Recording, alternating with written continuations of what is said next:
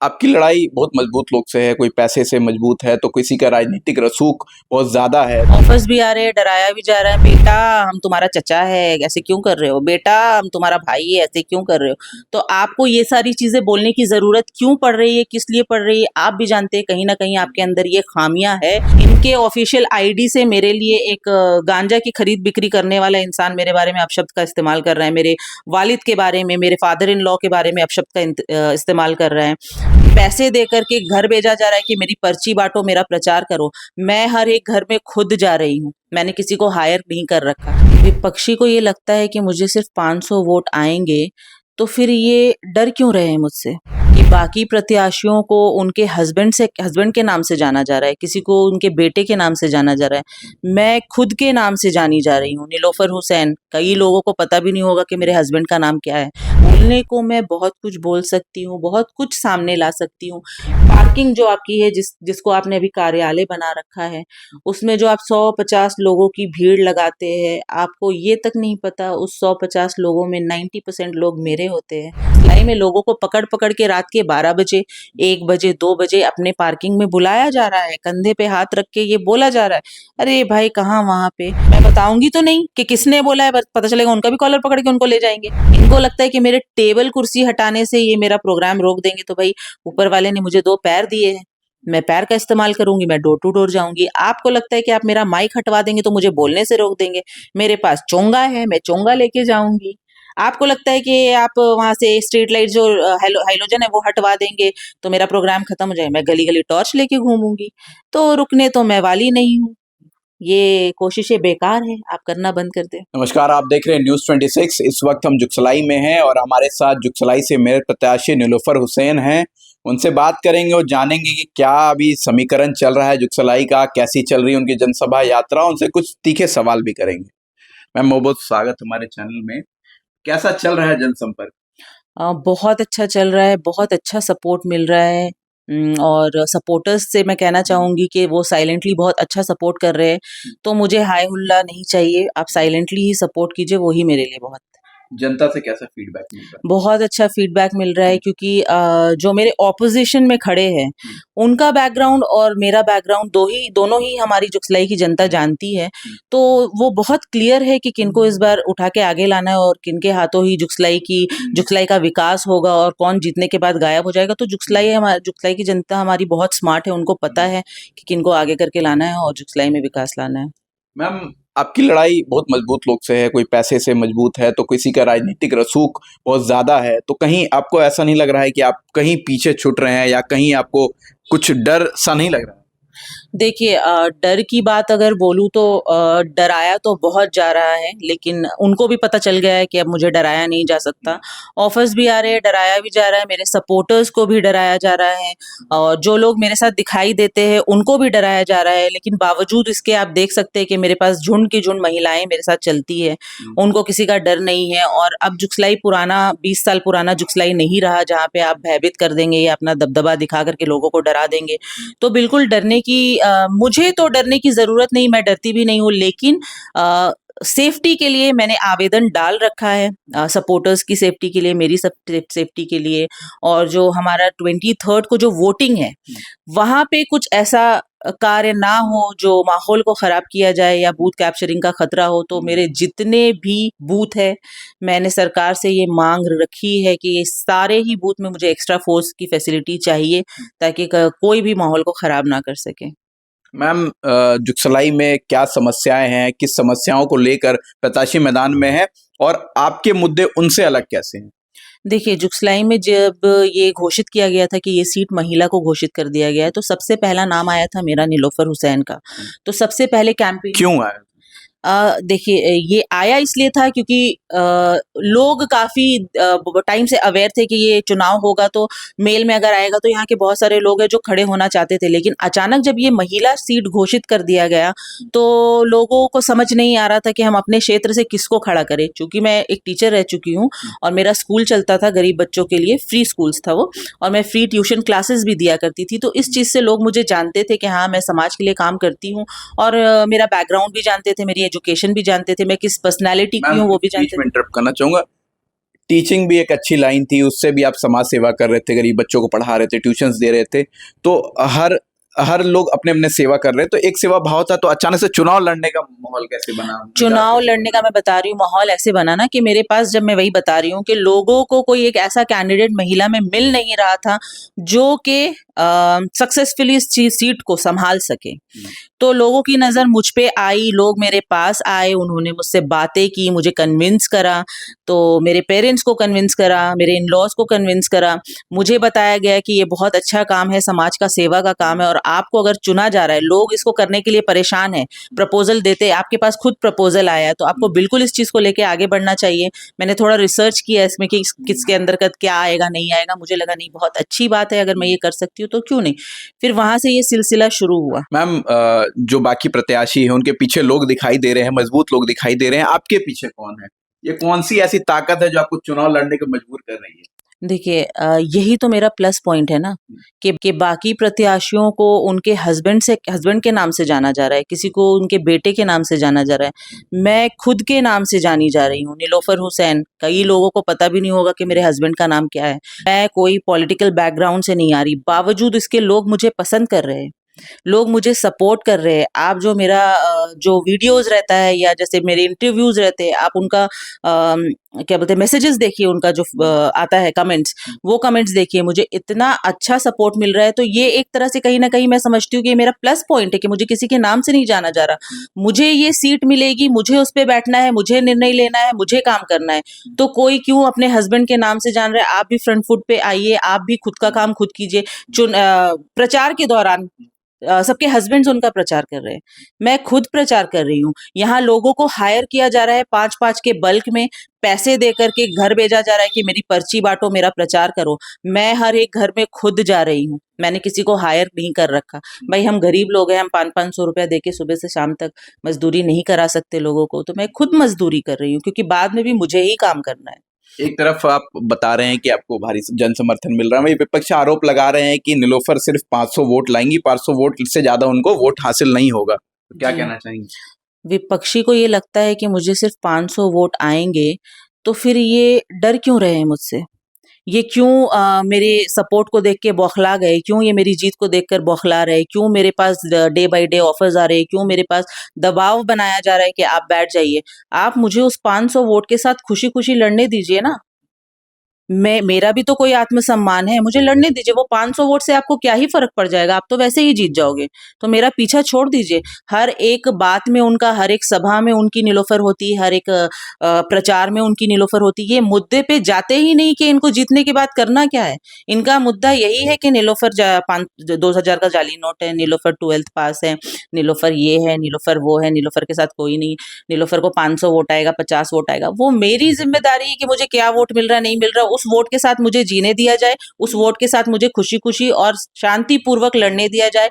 मेरी ये विपक्षी से भी अपील रहेगी।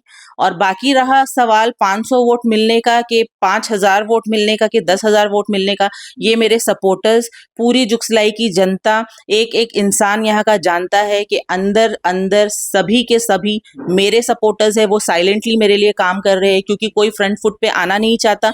जो भी फ्रंट फुट पे आते हैं, नेक्स्ट डे उनको पकड़ के ले जाया जाता है। कहाँ ले जाते हैं? ले जाते हैं अपने पास समझाने के लिए। किसी को बोला जाता है, बेटा हम तुम्हारा चचा है, ऐसे क्यों कर रहे हो? बेटा हम तुम्हारा भाई है, ऐसे क्यों कर रहे हो? तो आपको ये सारी चीजें बोलने की जरूरत क्यों पड़ रही है, किस लिए पड़ रही है? आप भी जानते हैं कहीं ना कहीं आपके अंदर ये खामियां है, जिसको आप छुपाने की कोशिश कर रहे हैं अब ये सब हरकतें करके। वरना आपको तो जरूरत ही नहीं थी प्रचार में निकलने की। जैसे कि आपने कहा था कि मुझे जुगसलाई में किसी प्रचार की जरूरत नहीं है, आपको वैसे भी जरूरत नहीं पड़ती। अगर आप समाज के लिए काम किए होते तो आप बैठे बैठे ही जीत जाते, और मैं खुद भी बैक हो जाती अगर मुझे ऐसा लगता है कि हाँ, आपके जीतने के बाद समाज के लिए कुछ काम होगा। लेकिन मुझे और पूरे जुगसलाई वासियों के एक-एक इंसान को पता है कि जैसे आप पिछले दिनों में गायब थे, जीतने के बाद आप फिर गायब होने वाले हैं। क्या नीलोफर की लड़ाई सिर्फ नौसीन खान से है, या मेयर पद के लिए लड़ रही हैं? अगर हाँ मेयर पद के लिए लड़ रही हैं तो अभी तक सिर्फ वाद विवाद नौशीन के खान के साथ ही क्यों देखा जाता है, बाकी प्रत्याशियों के खिलाफ कुछ नहीं, क्यों नहीं कहा जाता है? नहीं, मैं बिल्कुल नौशीन खान के खिलाफ नहीं हूँ। मैं हमेशा बोलती हूँ कि हिदायत भाई मेरे बड़े भाई है और नौशीन भाभी इस लिहाज से वो मेरी भाभी होंगी। और रही बात विवाद इनसे क्यों है, तो विवाद मेरा इनसे कोई खास नहीं है। जब मैं खड़ी हुई थी और मेरी पहली मीटिंग हुई थी तो मैंने इनके साथ शेयर की थी वो मीटिंग व्हाट्सएप में, क्योंकि मेरे पहले भी इनसे सलाम दुआ होते रहती थी। तो मैंने शेयर करके इनको बोला था कि भाईजान देखिए ये वीडियो मुझे लोग खड़ा कर रहे हैं, मैं खड़ी हो रही हूँ, मुझे आपसे गाइडेंस चाहिए और इस वीडियो को देख के बताइएगा अगर कुछ गलती हुई होगी तो मुझे गाइड कीजिएगा प्लीज़। इस वीडियो का उन्होंने जवाब नहीं दिया। मैं इनसे भी पूछना चाहती हूँ कि अगर आपको खड़ा होना था या भाभी को उस वक्त खड़ा कराना था, आप मुझे उस वक्त रोक सकते थे, बोल सकते थे कि नहीं आप बैक ऑफ हो जाइए, आपकी भाभी जान खड़ी हो रही है, और मैं वहाँ पे बैक ऑफ हो जाती। लेकिन मैंने मेहनत की और इतने टाइम से मैं फील्ड में हूँ और मुझे पता है कि लोग मुझे पसंद कर रहे हैं, लोगों का भरोसा मुझ पे बैठ गया है, तो पीछे जाना अब तो मेरे लिए पॉसिबल नहीं है। बावजूद इसके मुझे बहुत प्रेशर दिया गया, कई लोगों से मेरे पास अगर मैसेज। अगर उस समय आप समर्थन दिखाने की बात करें जिस टाइम आप बोल रहे थे कि चुनाव लड़ने से पहले, तो अब विरोध क्यों है? क्योंकि वो मेरा स्टार्टिंग पॉइंट था और मैंने फील्डिंग नहीं करी थी और मुझे उस वक्त भरोसा नहीं था कि मैं आगे आऊंगी, क्योंकि ये देखिए जाने माने दबदबा दिखाने वाले डराने वाले लोग हैं। तो अगर ये मुझे उस वक्त मना कर देते, क्योंकि वो मेरा फर्स्ट मीटिंग था, ये शुरुआत थी, मुझे लोगों का समर्थन मिला था एक मीटिंग के दौरान जिसमें 100-150 लोग थे और सभी ने कहा था कि ये बहुत ही मतलब परफेक्ट कैंडिडेट है इस चीज के लिए और आपको आगे आना चाहिए। वहां से मेरा कॉन्फिडेंस बूस्ट हुआ था। फिर मैंने इनसे मैसेज पे शेयर किया। ये मुझे अगर उस वक्त बोलते तो वो मेरा फर्स्ट स्टेप था। हालांकि इनसे मेरा फैमिली रिलेशन है, मेरे जो बड़े भाई हैं वो इनके काफी अच्छे दोस्त हैं, घर आना जाना है। तो उस लिहाज से अगर ये मुझे उस वक्त मना करते तो मैं, हो सकता है मैं बैक हो जाती, हो नहीं सकता मैं बैक हो ही जाती इनकी इज्जत करके। लेकिन उस वक्त इन्होंने कुछ नहीं बोला। नॉमिनेशन के कुछ दिन पहले जब डेट वगैरह आने वाला था, कुछ दिन पहले ये अचानक प्रकट हुए और प्रकट होने के बाद ये कहते हैं कि बीच में से जो आया है उनको वोट नहीं देना है। तो मैं इनसे पूछना चाहती हूँ कि बीच में से मैं आई हूँ या बीच में से ये आए हैं, क्योंकि सबसे पहला नाम जुगसलाई में नीलोफर हुसैन का ही आया था। और आते हैं बाकी के प्रत्याशियों पे। तो बाकी के प्रत्याशियों पे मैंने इसलिए निशाना नहीं साधा है क्योंकि इन लोगों का मुझसे कोई लेना देना ही नहीं है। ये कभी मेरे बारे में बात नहीं करते, ये कभी मेरे बारे में टिप्पणियां नहीं देते, ये कभी मुझे पॉइंट आउट नहीं करते, ये जो भी प्रत्याशी है। और रही बात कि यहाँ की जीत और वहां की जीत, तो हाँ मैं हमेशा जनता से ये अपील करती हूँ और अभी भी अपील करना चाहूंगी कि आप सबको पता है कि 80% वोट मेरे हिस्से में है।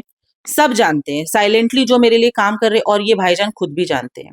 तभी वो इतना बौखलाए हुए, तभी वो तरह तरह के ऑफर्स और तरह तरह की चीजें और तरह तरह की वीडियो मेरे सामने ला रहे। इनके ऑफिशियल आईडी से मेरे लिए एक गांजा की खरीद बिक्री करने वाला इंसान मेरे बारे में अपशब्द का इस्तेमाल कर रहा है, मेरे वालिद के बारे में, मेरे फादर इन लॉ के बारे में अपशब्द का इस्तेमाल कर रहा है। वो उससे मुझे कुछ खासा फर्क नहीं पड़ता अगर वो सिर्फ एक वीडियो होता है, लेकिन इनके ऑफिशियल आईडी से वो चलाया जा रहा है। तो आप सोचिए कि आप ये करके साफ साफ जनता को दिखा रहे हैं कि आपके अंदर नारी सम्मान को लेकर के कोई भी अफेक्शन नहीं है। आप बात करते हैं कि नारी का सम्मान होगा, नारी की सेफ्टी की बात करते हैं, और आप दूसरी तरफ मुझे छोटी बहन बोल करके अपने ऑफिशियल आईडी से मेरे बारे में अब शब्द कहता हुआ एक गांजा बेचने खरीद करने वाले इंसान का आप वो वीडियो चला रहे हैं। तो लोग सब ये सब देख रहे हैं लोग कि अभी आपके सामने एक, मैं लिहाजे में उनकी बेटी की उम्र की हूँ, छोटी बहन कहते हैं मुझसे, और मेरे बारे में ये अपशब्द का इस्तेमाल कर रहे हैं और फिर बाद में कहते हैं कि मेरी छोटी बहन है वो। तो ये किस तरह की छोटी बहन? क्या आपकी अपनी बहन होती खून की तो आप उसके बारे में ये सारी चीजें करवाते? जस्ट बिकॉज कि मैं आपके ऑपोजिशन में खड़ी हूँ, आपके ऑपोजिट खड़ी हूँ, तो मैंने कोई गुनाह तो नहीं किया। ये मेरा हक है, कोई मुझे रोक नहीं सकता इसके लिए। ये मेरा हक है और मैं डट के खड़ी रहूंगी। और आप प्लीज ये प्रयास करना छोड़ दें अब इस पॉइंट ऑफ टाइम में आकर के, कोई फायदा आपको होने नहीं वाला है। मेरे सपोर्टर्स इतने हैं, अल्हम्दुलिल्लाह इतने ज्यादा सपोर्टर्स है मेरे अंदर से।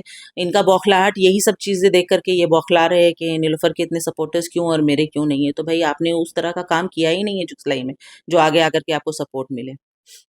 आप खुद एक शिक्षिका हैं और शिक्षा के क्षेत्र से आते हैं, तो शिक्षा जगत में अगर आप पद में आती हैं तो शिक्षा जगत में क्या चीज़ें बदलाव देखने मिलती है? एक जगह हम गए थे जुगसलाई में, वो जगह मुझे याद तो नहीं है, बट वहाँ उसके यहाँ एक पानी टंकी है जो जर्जर अवस्था में है और अक्सर बच्चे जो स्कूली बच्चे हैं वहाँ खेलते हैं और कभी भी कोई अप्रिय घटना वहाँ हो सकती है। तो शिक्षा जगत में मैं जानना चाहूँगी क्या बदलाव होंगे अगर आप पद में आती हैं तो? जब आप लोग पूछते हैं ना, रिपोर्टर्स पूछते हैं कि मुद्दा क्या है यहाँ का, सबसे पहला ये मुद्दा यहाँ का उठाने वाली नीलोफर हुसैन ही थी। किसी का मुद्दा में ध्यान ही नहीं है एक्चुअली, किसी भी प्रत्याशी का मुद्दा में ध्यान नहीं। वो कैंपेनिंग के दौरान भी करते हैं कि नहीं, मैं देख नहीं रही हूँ, लेकिन स्पेशली भाईजान के बारे में बोलूंगी, मुद्दा पे तो उनका बिल्कुल ध्यान नहीं, उनका नीलोफर हुसैन पे पूरा फोकस जा रहा है। मुद्दा जब बात करते हैं हम लोग, तो लोग कहते हैं कि गंदगी है, गार्बेज है, पानी है, सड़क है, स्ट्रीट लाइट्स है, कोई डेवलपमेंट के बारे में बात नहीं करता। मेरे हिसाब से डेवलपमेंट ये है कि जैसे आपने बोला शिक्षा के बारे में, तो सबसे पहला प्लस पॉइंट आता है शिक्षा। हमें हमारे बच्चों के लिए एक अच्छा सरकारी स्कूल, इनफैक्ट इतना बड़ा है जुगसलाई, 2 सरकारी स्कूल अच्छा होना ही चाहिए। जो आप बता रहे हैं ना, मुझे याद नहीं आ रहा वो जर्जर पानी टंकी, वो that is called Golghar, I think, शायद वो गोलघर स्कूल ऐसा कुछ कहलाता है। वहाँ की हालात वाकई में बहुत खस्ता है। मुझे लगता है कि वहाँ पे बच्चे पढ़ने नहीं जाते, शायद एक वक्त का खाना खाने के लिए जाते हैं। मैं समझती हूँ कि स्कूल ऐसा होना चाहिए कि जहाँ पे सरकारी स्कूल स्पेशली, कि जहाँ बच्चों को अच्छा खाना तो प्रोवाइड हो, उसके अलावा ये सेकंड प्राइमरी है, फर्स्ट प्राइमरी है बेटर एजुकेशन। हमारे स्कूलों में 12th होना चाहिए। क्यों हमारे बच्चे 10th करके बाहर जाएंगे? जुगसलाई एक छोटा नगर नहीं है, काफी बड़ा नगर है।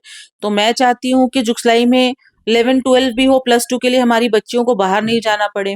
डेवलपमेंट की बात करते हैं तो ये डेवलपमेंट के अंतर्गत आता है। ये नाली, कचरा, पानी बेसिक नेसेसिटी है। डेवलपमेंट के अंदर आता है कि जुगसलाई में एक भी नर्सिंग होम नहीं है। आप सोचिए, बड़े बड़े वादे जो करके जा रहे हैं कि हम हॉस्पिटल खोल देंगे, कहाँ खोलेंगे भाई आप हॉस्पिटल? हमें नर्सिंग होम चाहिए एटलीस्ट 10 टू 20 बेड्स का, क्योंकि जो इमरजेंसी केसेस है वो वहां आए और बाद में वो ट्रांसफर करने का हम लोगों को टाइम मिल जाए। एक एम्बुलेंस होना चाहिए। पार्क की मैं हमेशा बात करती हूँ कि हमारे बच्चों को एक भी खेलने की जगह नहीं है, कोई एक प्ले ग्राउंड नहीं है, हमारे बुजुर्गों के लिए वॉक करने की जगह नहीं है। छोटा मोटा ऐसा एक जिम का वहां पे व्यवस्था हो कि जहाँ पे हमारे बुजुर्ग जाके फिजिकल फिटनेस को कर सके, अपना टाइम स्पेंड कर सके। तो ये सब डेवलपमेंट के अंतर्गत आता है। डेवलपमेंट वो नचड़ा, कचड़ा, नाली, पानी, ये एक सब बयान नहीं। मैम आपका सुना था हमने, जिसमें आपने कहा था कि नगर निगम को अगर शिकायत करते हैं कचरा ले जाने को, तो कचरा नगर निगम सही में जाके ले जाती है, और जो पानी की जो सुविधा है मूलभूत, वो नगर निगम को खुद उपलब्ध करानी चाहिए।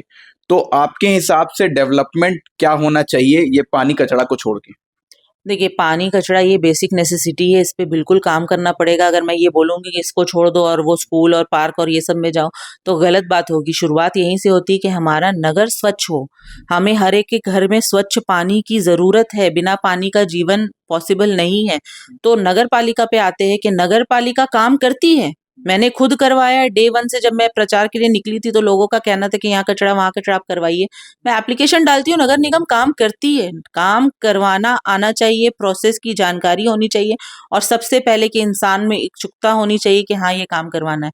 लोग तो खाली बड़े बड़े वादे करने में लगे, काम आप कब करवाएंगे? काम भी तो करके दिखाइए। हम जब मैं निकल रही हूँ यहाँ पे प्रचार के दौरान, उसी बीच में प्रचार के दौरान मुझे कंप्लेन मिलता है कि यहाँ पे कचरा के, देखिए मैडम, यहाँ पे कचरा का समस्या है। मैं ये नहीं बोलती कि जितने दो बाद में करेंगे। मैं उसके नेक्स्ट डे वहां पे कचरे की सफाई करती हूँ। कौन करता है? नगर निगम करता है। कोई मेरे घर से जाके थोड़ी करता है। कंप्लेंट डालो, काम होता है। सिर्फ काम करवाने का इच्छा होना चाहिए, ना कि सिर्फ सीट की लालच होनी चाहिए। आपका एक स्टेटमेंट आया था कि भाईजान चुनाव लड़ रहे हैं या भाभी जान, ये खुद में एक संदेह की बात है, क्या कहना चाहेंगे? बिल्कुल, ये स्टेटमेंट मेरे अकेले का नहीं है, ये स्टेटमेंट बाकी लोग भी कह रहे हैं कि ये जो चुनाव है वो महिला के लिए है, तो महिला को नज़र आना चाहिए। जैसे मैं हमेशा बोलती हूँ कि मैं खुद के नाम से जानी जाती हूँ और मेरे लिए कोई प्रचार नहीं करता, मैंने किसी को हायर नहीं कर रखा है, मैं खुद करती हूँ, मेरी टीम करती है, जिसमें टीम में मेरी फैमिली मेंबर्स आते हैं और कुछ फ्रेंड्स आते हैं। तो इस तरह हम लोग प्रचार कर रहे हैं। ऑफ कोर्स जो प्रत्याशी हैं, जैसे कि कुछ बयान में मैंने ये भी सुना था कि जब जुगसलाई की जितनी भी प्रत्याशियां हैं, उसमें नौशीन खान सबसे ज्यादा पढ़ी लिखी है, इसलिए आप उनको वोट दे। तो ये क्या बात हुई भाई कि नौशीन खान सबसे ज्यादा पढ़ी लिखी है और हम सब क्या जाहिल हैं? उस स्टेटमेंट में ये तक कहा गया है कि कुछ प्रत्याशियां तो अंगूठा छाप है। तो अंगूठा छाप प्रत्याशी आ सकते हैं? मुझे आइडिया नहीं इस चीज के बारे ये में। हर बार हिदायत खान के स्टेटमेंट पे आप अपने ऊपर क्यों ले लेते हैं कि वो मुझे ही इशारा होगा? क्योंकि क्या वो, बात है? क्यों वो नाम लेके कहते हैं? वो तो क्लियरली नाम लेके कहते हैं कि नीलोफर हुसैन 2000 का जाली नोट है, मार्केट में घूम रही है और वो 12th फेल है। तो भाईजान से बोलूंगी मैं कि आप थोड़ा आखिर रिसर्च। हर चुनावी मुद्दे पे या जो भी चुनावी सभा संबोधित करते हैं, तो नीलोफर हुसैन कहाँ से आ जाती है? हमेशा नीलोफर हुसैन का नाम ही क्यों लेते हैं? This is called competition. उनको मैं सबसे भारी कंपटीशन लग रही हूँ, वो बोलते हैं। अपने लोगों के पास में। उसको तो 50-100 वोट भी मिल जाए तो उसको तो उसका घर का भी आदमी वोट नहीं देगा। आपको बड़ा पता है भाई कि मेरे घर के आदमी मुझे वोट नहीं देंगे। आप मेरे घर जाके पूछ के आए हो क्या? आप इतने सालों में कभी अली भाई को जानते भी नहीं थे। आज आपको मैंने इस कदर मजबूर कर दिया कि आप अली भाई के दरवाजे में रुक के चिल्ला रहे, अली भाई नीलोफर को समझाइए, छोटी बहन है मेरी। इतने सालों में कभी क्या आप अली भाई से मिलने की कोशिश किए? अली भाई मेरे पिताजी का नाम है। वो अपनी रैली के दौरान मेरे घर के दरवाजे पे रुक के मेरे पापा को आवाज दे दे के बुला के कहते हैं कब कि की बात है? ये उनके नॉमिनेशन की बात है। नॉमिनेशन के दिन उन्होंने ये किया। और भाईजान से मैं एक और बात बोलना चाहूंगी कि देखिए, बोलने को मैं बहुत कुछ बोल सकती हूँ, बहुत कुछ सामने ला सकती हूँ, लेकिन जैसा मैं हर बार कहती हूँ कि मेरी तरबियत और मेरी परवरिश मुझे इजाजत नहीं देती इस लेवल पे आने की, जिस लेवल पे आप उतर आए हैं।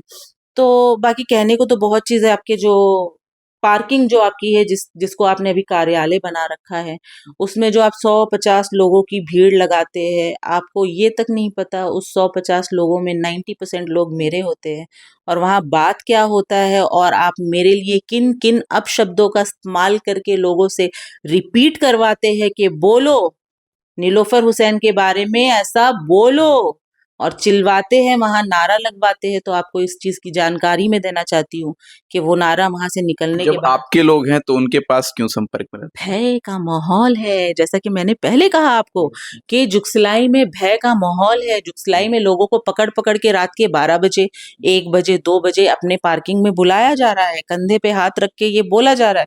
अरे भाई, कहाँ वहां पे 2 दिन पहले की मैं आपको बात बताती हूँ। 2 दिन पहले मेरा एक प्रोग्राम था गरीब नवाज कॉलोनी में। मेरे कुछ सपोर्टर्स ने वहाँ इंतजाम किया था। मुझे बोला था बस आप आ जाइएगा भाभी, यहाँ पे बहुत लोग आपको ढूंढ रहे हैं। हालांकि मैं 2-3 बार गरीब कॉलोनी होके आई हूँ, तो आपका एक प्रोग्राम यहाँ पे करवाते हैं, आप अपनी बात रखिएगा। तो मैं एक मीटिंग में थी, अचानक लाइट यहाँ का चला गया। तो मैंने उन लोगों से पूछा कि अरे लाइट चला गया, माइक कैसे होगा, कैसे मैं बोलूंगी? नहीं भाभी, हम लोग सारा इंतजाम किए थे, चेयर्स लगाए थे, टेबल्स लगवाए थे एंड माइक का इंतजाम किए थे। यहाँ पे ऊपर से ऑर्डर आ गया कि हटवाओ, उसका प्रोग्राम यहाँ नहीं होगा। किसका ऑर्डर है? अब आप समझ जाइए किनका ऑर्डर आया था। अब ये गुड्डू सिंह जी का तो ऑर्डर आएगा नहीं मेरे लिए। क्यों? ये एक पर्टिकुलर प्रत्याशी का बोल रहे हैं, उन्हीं का ऑर्डर आया है, ये कैसे हो सकता है किसी और का ऑर्डर नहीं आया? इसमें आप इतने डिटरमाइंड क्योंकि कैसे हैं? मुझे नाम लेके बोला गया है। अब मैं बताऊंगी तो नहीं कि किसने बोला है, पता चलेगा उनका भी कॉलर पकड़ के उनको ले जाएंगे। तो भाई मेरे सपोर्टर है ना, उनकी सेफ्टी की जिम्मेदारी मेरी है। तो ऐसी चीजों को अंजाम दिया जा रहा है। इनको लगता है कि मेरे टेबल कुर्सी हटाने से ये मेरा प्रोग्राम रोक देंगे। तो भाई ऊपर वाले ने मुझे 2 पैर दिए हैं, मैं पैर का इस्तेमाल करूंगी, मैं डोर टू डोर जाऊंगी। आपको लगता है कि आप मेरा माइक हटवा देंगे तो मुझे बोलने से रोक देंगे। मेरे पास चोंगा है, मैं चोंगा लेके जाऊंगी। आपको लगता है कि आप वहां से स्ट्रीट लाइट जो हाइलोजन है वो हटवा देंगे तो मेरा प्रोग्राम खत्म हो जाएगा। मैं गली गली टॉर्च लेके घूमूंगी। तो रुकने तो मैं वाली नहीं हूँ। ये कोशिशें बेकार है, आप करना बंद कर दें।